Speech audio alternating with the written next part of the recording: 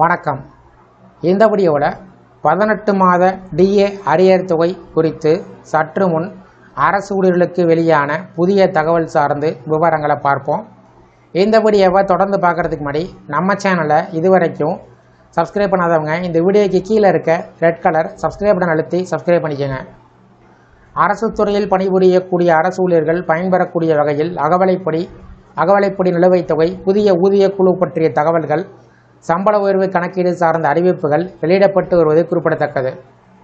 கடந்த 2025-26ஆம் நிதியாண்டுக்கான பட்ஜெட்டின் போது அரசு ஊழியர்கள் மற்றும் ஓய்வூதியர்களும் அரசு அகவலைப்படி அரியர் தொகையை வழங்குவது சார்ந்த ஒரு அறிவிப்பை வெளியிடும் என்று நம்பினார்கள்.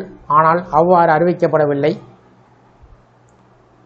இதற்கு இடையில் NCJCM செயலாளர் சிவகோபால் மிஸ்ரா நிதி அமைச்சகத்துக்கு கடிதம் ஒன்றை எழுதியிருந்தார். அந்த கடிதத்தில் கோவிட்-19 தொற்றுநோய் காலத்தில் நிறுத்தி வைக்கப்பட்ட 18 மாத கால அகவலைப்படி டிஏ, அகவலை நிவாரணம் DR ஆகியவற்றினுடைய நிலுவைத் தொகையினை விடுவிக்குமாறு வலியுறுத்தியுள்ளார்.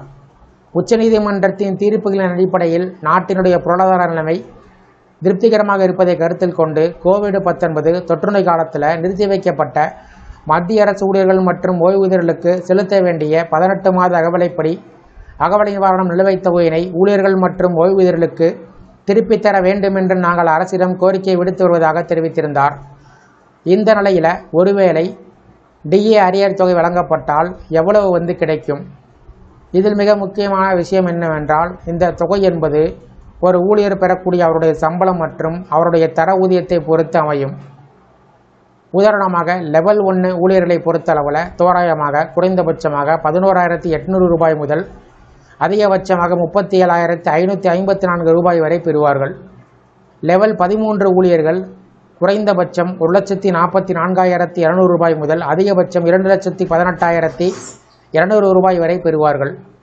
லெவல் 14 ஊழியர்கள் குறைந்தபட்சம் 1,82,200 ரூபாய் முதல் அதிகபட்சம் 2,24,100 ரூபாய் வரை பெறுவார்கள். இருப்பினும் இங்கு குறிப்பிடப்பட்ட புள்ளி விவரங்கள் தோராயமானது. பணியாளர்கள் பெறக்கூடிய உண்மையான தொகை மாறுபடும். மோடி அரசினுடைய இந்த முடிவின் காரணமாக கோடிக்கணக்கான மத்திய அரசு ஊழியர்கள் மற்றும் ஓய்வூதியர்கள் பணவீக்கத்திலிருந்து நிவாரணம் பெறுவார்கள்.